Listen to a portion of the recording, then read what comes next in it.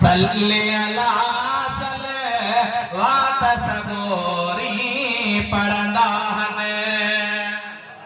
अल्हम्दुलिल्लाह सा सब मुसलमान महबूब दे सलात सलाम पढ़ंदा है जेके अजबी अल्लाहुम्मा सल्ले अला सलवात सबोरी पढ़ंदा हने।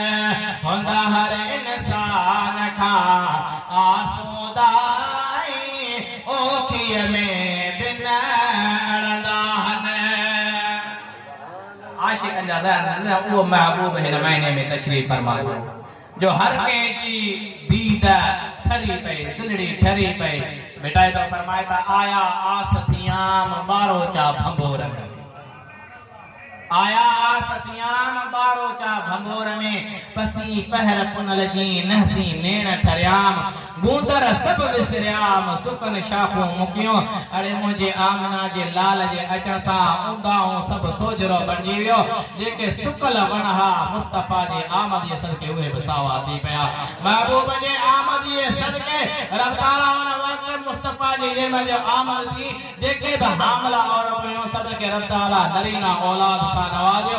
यो आमना जे लाल जे अचण जो सदको आए जो मुस्तफा जन आया आमना फसाण फरमान जो महबूब अलैहिस्सलातु वस्सलाम आया ऐ कुछ देर का बाद में ही जो पान जो मुझे नजर ता गायब दिया ॾाढो परेशान थी विया।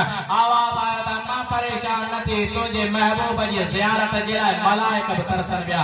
तुझे महबूब जी ज़ियारत जे लाइ पानी में रहंदड़ जीवत भी तड़पे पए। तॾहिं के सिंधी में आसान में फरमायो आयो चमन में दिल बर सरदार जे नमूने। आयो चमन में दिल बर सरदार जे नमूने। आयो चमन में दिल बर सरदार जे नमूने। सभिनी अखियूं विछायो सभिनी अखियूं विछायो दीदार जे नमूने। आयो चमन में दिल बर सरदार जे नमूने। उन महबूब जे आमद में आया आयो अल्लाह तबारक व तआला दुआ है रब्बुल इज्जत तमाम सा सभिनी के हुजूर अलैहिस्सलातु वस्सलाम जेड़े तरीके से माशाअल्लाह भाव वारन पंहिंजे घर के सिंगारियो आहे। उम्मीद आहे त ही पंहिंजे अंदर के भी ये मुस्तफा जी सुन्नत का सिंगारियो। सुभान अल्लाह के जिन ला इलाहा इल्लल्लाह मुहम्मदुर रसूलुल्लाह पढ़ा असा हकीकी मिलादी थी वञो न। मुजा अजीज बा मुस्तफा अलैहिस्सलातु वस्सलाम जी सीरत महबूब अलैहिस्सलातु वस्सलाम जी सूरत हुजूर अलैहिस्सलातु वस्सलाम जी सुन्नत असा जे मशाइल